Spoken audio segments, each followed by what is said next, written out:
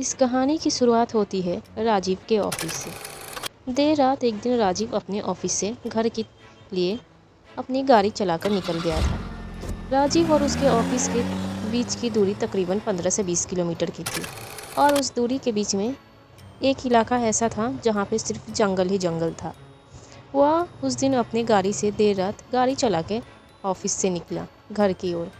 वह धीरे धीरे गाने सुनते हुए गाड़ी अपनी चलाते हुए आ रहा था। फिर कुछ दूर जाने के बाद जैसे ही वो जंगल इलाका चालू हुआ, कुछ दूर तक सब कुछ ठीक था। उसके बाद कुछ दूर जाने के बाद उसने देखा कि दूर रास्ते पर एक लड़की खड़ी है और उस लड़की काफ़ी चिंता में दिखाई दे रही है। वह इधर उधर देख रही थी, शायद मदद मांगने के लिए। फिर राजीव धीरे धीरे उस लड़की के पास गाड़ी चलाकर जाता है और उसके बाद जब उसके पास पहुंचता है तो देखता है कि वो लड़की काफ़ी खूबसूरत और जवान थी। फिर राजीव उसे पूछता है कि आप यहाँ पर इतनी रात गए क्या कर रही हैं। तो उस लड़की ने कहा कि वह उस जंगल में अपना दिन भर का समय बिताती है, तस्वीरें खींचती है और उसे जंगल में रहना काफ़ी पसंद है। वह प्रकृति के साथ अपना वक्त बिताती है। फिर राजीव उससे कहता है, क्या आपको कोई मदद की ज़रूरत है? वह लड़की कहती है, नहीं मुझे मदद नहीं चाहिए, बस मैं ऑटो का इंतज़ार कर रही हूँ अपने घर जाने के लिए। राजीव कहता है कि इतनी देर रात ऑटो मिलना मुश्किल है, आप एक काम करिए, आप मेरी गाड़ी में बैठ जाइए, मैं आपको घर तक छोड़ दूँगा। फिर वह लड़की हिचकिचाते राजीव के साथ गाड़ी में बैठ जाती है। फिर राजीव गाड़ी स्टार्ट करके गाड़ी चलाना चालू करता है। उसके बाद कुछ दूर जाने के बाद राजीव उससे पूछता है कि आपका घर कहाँ है। वह लड़की कहती है कि बस और थोड़ी दूर पहुंचने पर ही मेरा घर आ जाएगा। फिर राजीव और वह लड़की आपस में कुछ बातें करने लगते हैं। थोड़ी ही देर में वो लड़की बोलती है कि मेरा घर आ गया। राजीव गाड़ी रोककर इधर उधर देखता है कि वहाँ पर तो एक बस टूटा मकान था और सामने एक बरगद का काफ़ी बड़ा पेड़ था। राजीव उससे कहता है, क्या तुम सही में यहाँ पर रहती हो? यहाँ पर तो उस टूटे मकान के अलावा कोई घर ही दिखाई नहीं दे रहा। वो लड़की कहती है कि हाँ, मैं बस उसी घर में रहती हूँ, मेरे पास इतना पैसा नहीं है कि मैं एक अच्छे घर में रह पाऊँ। फिर राजीव चुप हो जाता है और वो लड़की उतर के गाड़ी से चली जाती है। उसके बाद राजीव अपने घर की तरफ चला जाता है। फिर अगले दिन जब राजीव ऑफिस से आता है, उसी दिन भी वो लड़की वहाँ पे खड़ी दिखाई देती है। राजीव फिर उसे लिफ्ट देता है। धीरे धीरे करते रोज़ राजीव उस लड़की को लिफ्ट देने लगता है और हमेशा उसी जगह उस बरगद के पेड़ के पास वाले घर के सामने उसे छोड़कर जाता है। धीरे धीरे जब राजीव उससे मिलने लगता है तो राजीव उसके प्रति आकर्षित होने लगता है और एक दिन राजीव उस लड़की को रात को ही गाड़ी में उसे प्रपोज कर देता है।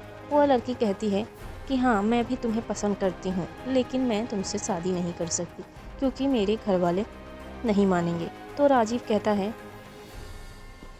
कि अगर नहीं मानेंगे तो एक काम करो, तुम मेरे साथ ही चलो, मैं तुम्हें ले जाता हूँ और हम उसके बाद मेरे घर पे जाके शादी कर लेंगे। वह लड़की कुछ सोचते हुए राजीव को हाँ कर देती है और वह उस दिन उस बरगद के पेड़ के पास ना रुक के राजीव के साथ ही चली जाती है।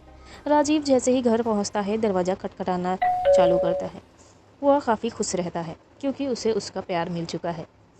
फिर थोड़ी ही देर में उसकी माँ आकर दरवाज़ा खोलती है और दरवाज़ा खोलते ही राजीव अपनी माँ की तरफ देखकर मुस्कुराने लगता है और कहता है कि माँ, ये देखो तुम्हारी बहू।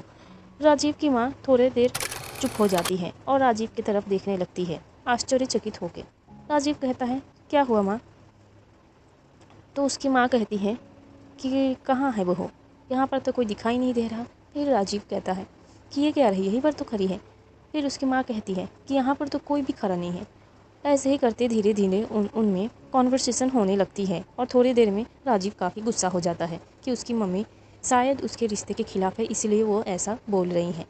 फिर ऐसे ही बातों बातों में वह अंदर चला जाता है और उस लड़की को अंदर आने के लिए बोलता है। फिर वह अपने कमरे में उसे लेकर चला जाता है। उसकी माँ बिल्कुल चिंतित होती है कि इसे क्या हुआ। फिर ऐसे ही धीरे धीरे समय बीतता गया और राजीव उस लड़की से बातें करता रहता था और उसकी माँ को वो लड़की दिखाई ही नहीं देती थी।